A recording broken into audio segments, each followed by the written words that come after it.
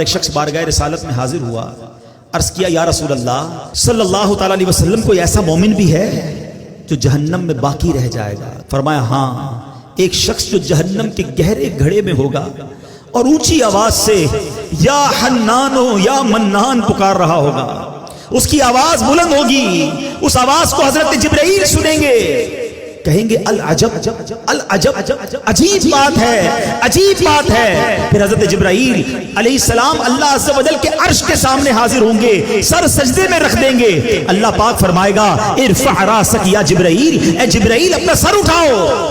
حضرت جبرائیل علیہ السلام سر اٹھائیں گے، اللہ پاک فرمائے گا جبرائیل تم نے کیا عجیب چیز دیکھی ہے؟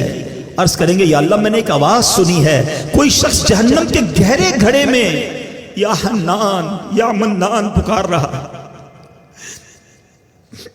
اللہ پاک فرمائے گا جبرائیل مالک یعنی داروغہ جہنم کے پاس جاؤ اور انہیں کہو کہ وہ بندہ جو یا حنان یا منان پکار رہا ہے اسے جہنم سے نکال لاؤ۔ حضرت جبرائیل علیہ السلام جہنم کے دروازے پر تشریف لے جائیں گے، دستک دیں گے، حضرت مالک باہر آئیں گے، حضرت جبرائیل علیہ السلام انہیں اللہ پاک کا حکم سنائیں گے۔ حکم سن کر حضرت مالک علیہ السلام جہنم کے اندر جائیں گے۔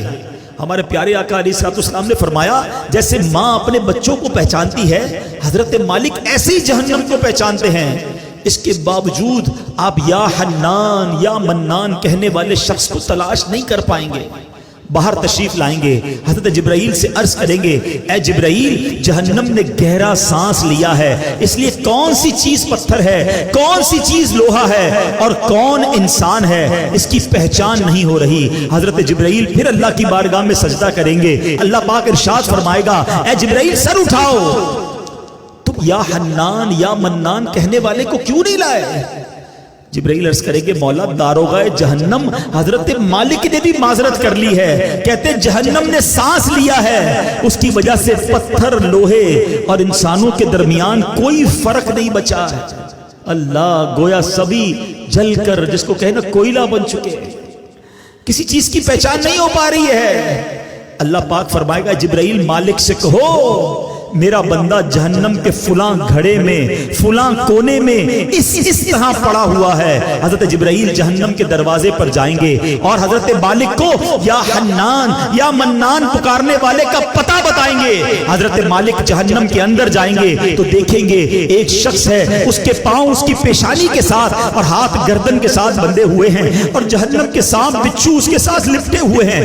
حضرت مالک اس کی زنجیریں توڑ دیں گے اور جہنم سے نکال کر حضرت جبرائیل علیہ السلام کے حوالے کر دیں گے۔ حضرت جبرائیل اسے عرش الہی کے سامنے لے کر حاضر ہوں گے، سر سجدے میں رکھیں گے۔ اللہ پاک فرمائے گا اے جبرائیل سر اٹھاؤ۔ جبرائیل علیہ السلام سر اٹھائیں گے۔ اب اللہ پاک اس بندے سے فرمائے گا اے میرے بندے کیا میں نے تیری بہترین تخلیق نہیں کی تھی؟ کیا میں نے تیری طرف رسول نہیں بھیجے تھے؟ کیا ان رسولوں نے تمہیں میری کتاب نہیں سنائی تھی؟ کیا میرے رسولوں نے تجھے نیکی کا حکم نہیں دیا تھا؟ تجھے برائی سے منع نہیں کیا تھا؟ وہ بندہ ساری باتوں کو مانے گا، اقرار کرے گا یا اللہ تو نے میری بہت اعلیٰ تخلیق فرمائی، تیرے رسول بھی تشریف لائے، انہوں نے تیرے احکام بھی سنائے۔ اللہ پاک فرمائے گا پھر تو نے فلاں فلاں گناہ کیوں کیے؟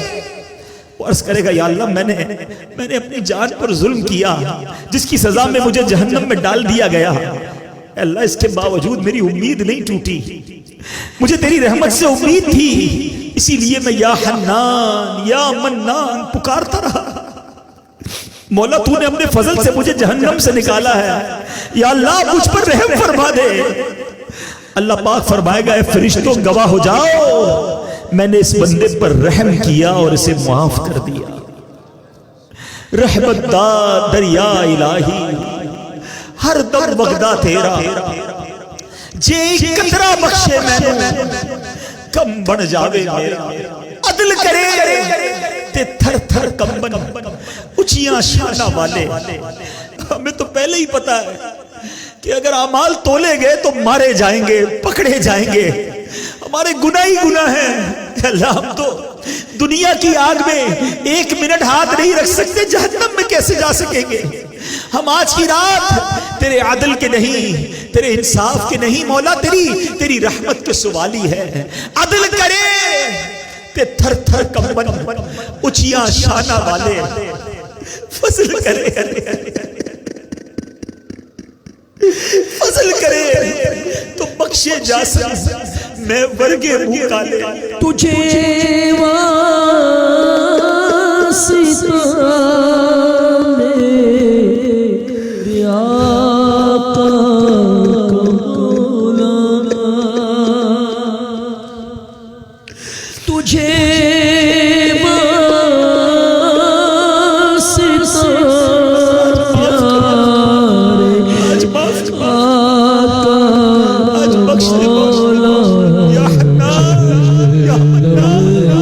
سے مجھے کو